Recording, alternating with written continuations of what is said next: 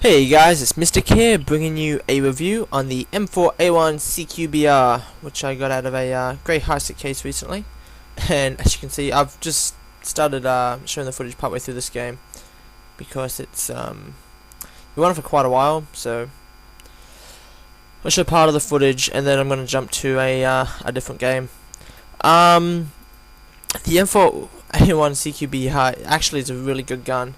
Appearance wise, it doesn't look that crash hot. It looks kind of like a default weapon, the M16A3, but it's actually a really good assault rifle. I was surprised by it actually. I got it and I started playing around with it, just trying to decide whether I was going to do a review on it or not, and yeah, it's actually really impressive. I'll get back to the stats about it in a second. It's got a there's two GP standard versions of it. There's the M4A1 CQBR, which is an extremely high rank weapon. I think it's, oh, not extremely high rank, but it's a major 2, so it's a pretty high rank. And then there's the M4A1, which is available at straight off the bat. You can get it right away.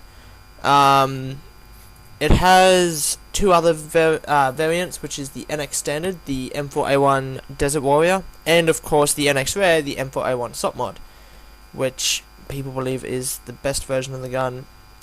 Though I find the M4A1 probably a little bit better than the SOP mod in some ways. In some aspects, it's better. I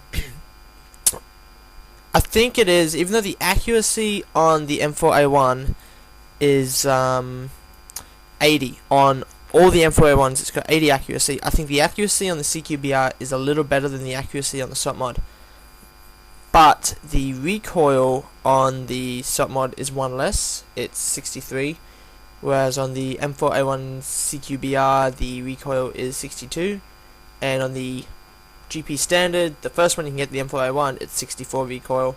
Same for the M4A1 Desert Warrior.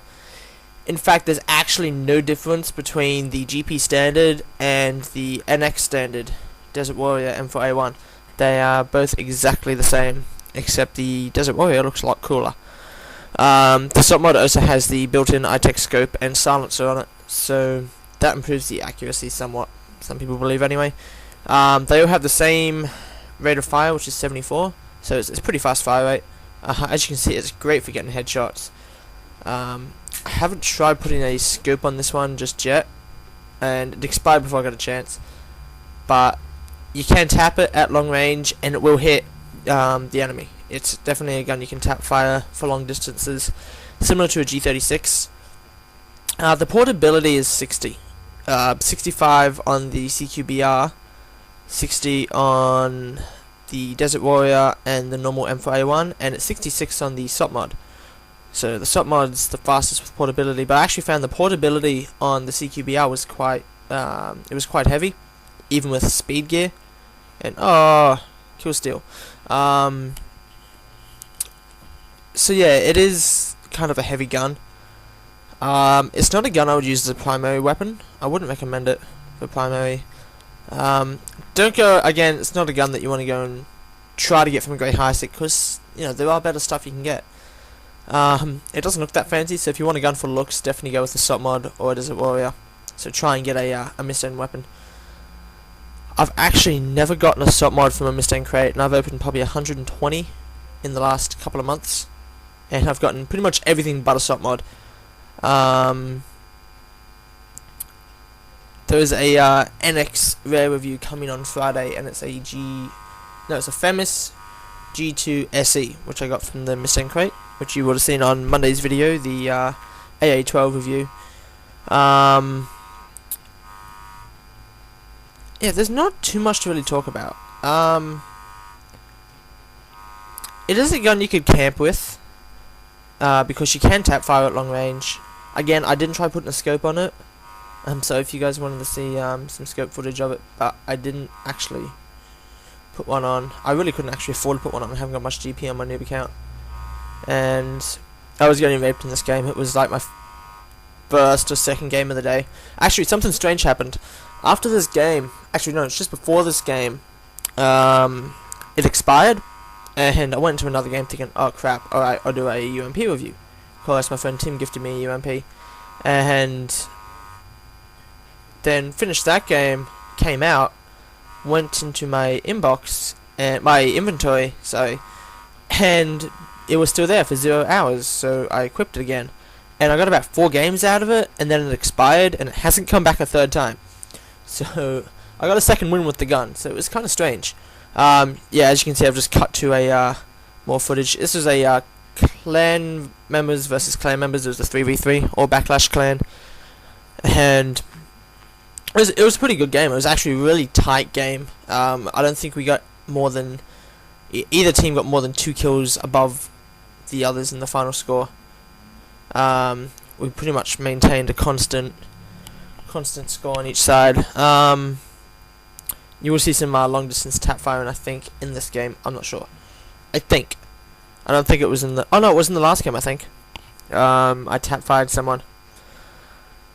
But yeah, you definitely can tap this gun. The spread does kind of go all over the place. It's not very controllable. That's why it is good to tap. But again, the way the spread works, for some reason, you usually end up getting a headshot if you go full auto. So as you can see, it's great for long range. I mean, it's got a double kill, then a multi-kill headshot, and ultra kill. Fantastic. And I think I lose the unbelievable. Yes. Damn it. Yeah, I ran out of ammo in the unbelievable. Close though. So yeah, it is great for running through lots of enemies. It's very powerful. I'd actually say it's better than an Orge one, in my opinion. If you saw Sunday's review, which I wasn't going to put up, that was going to be Wednesday's review, but CA was down for maintenance and lagging terribly when it came back, so I put the review up then instead of gameplay footage. Then went back on Combat Arms, and it was working fine, so I put gameplay footage up as well. Poor Dylan, it was lagging. I'm about to get killed by him, I think. Oh no, I got killed by the other Dylan, American Dylan. Yeah, the gun is pretty accurate. Fire mode is just auto, so it hasn't got any variance there. I'd definitely say it's probably the second best out of the M4A1s. The SOP mod is probably, obviously, the best. So if you get a SOP mod, I do recommend keeping it renewed, but again, there's still better stuff you can get from a Mustang crate, such as the NEF 2000 or P90 TRSE, or even an M417 SB or X7 Rangers, all of which I have permanent on Mystic. Yay, happy face. I don't know why I tried to chop it up on that ledge. I've never actually done this map really for eliminations. I usually do Warhead as a sniper only map. I love this map for sniping.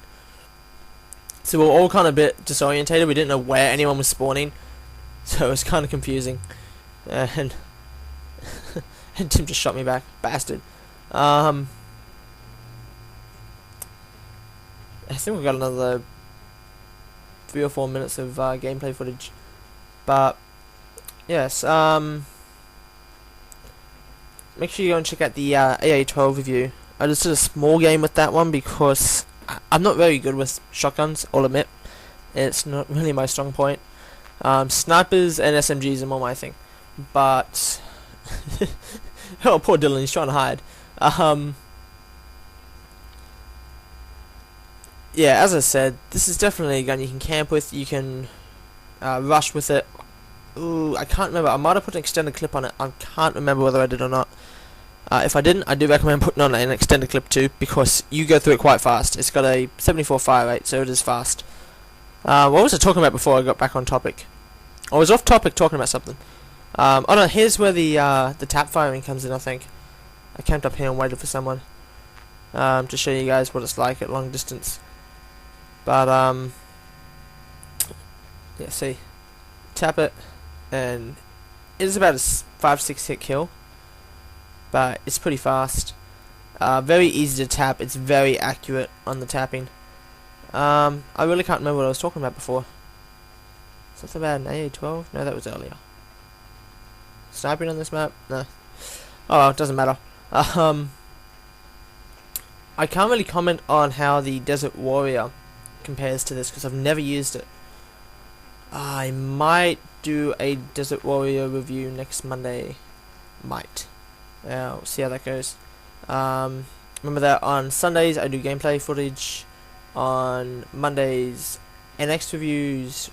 Wednesdays a GP review, and Fridays an NX Rare review. So, get a nice pile of Mustang crates in my inbox at the moment.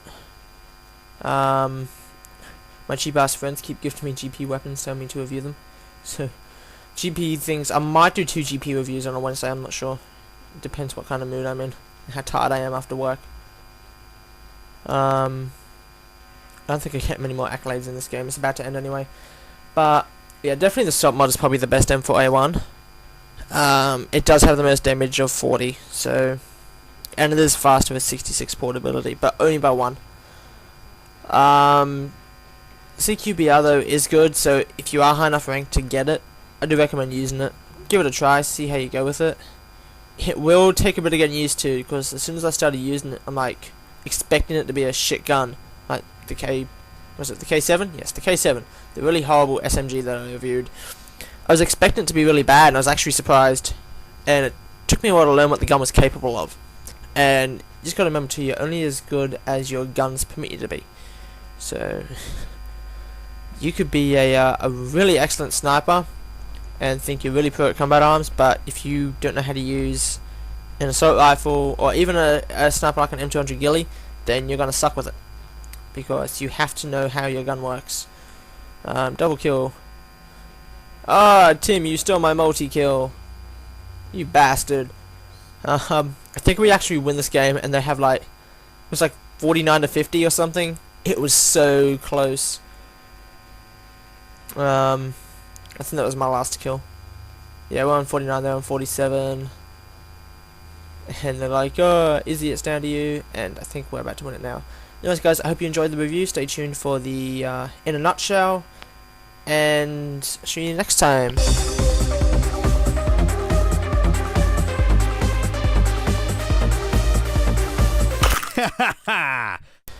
In a nutshell, guys, the M4A1 CQBR is actually a really good assault rifle. If you watch the review, you know I haven't put a scope on it yet, but if you go by the scope on the SOP mod, it should have controllable recoil and spread. It's probably the second best M4A1 in the game. The Desert Warrior is tied with the GP standard M4A1, which you can get as soon as you start. And the M4A1 CQBR is a major 2 rank, so you gotta work your way up there a bit, but if you get it from a grey hisec, do use it, don't be afraid.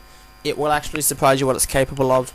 The portability is a little bit slow, accuracy is pretty much spot on, rate of fire is very fast, you can camp with it and tap fire quite easily like a G36, but if you do happen to get your hands on an M4A1 SOP mod, it will be better than an M4A1 CQBR.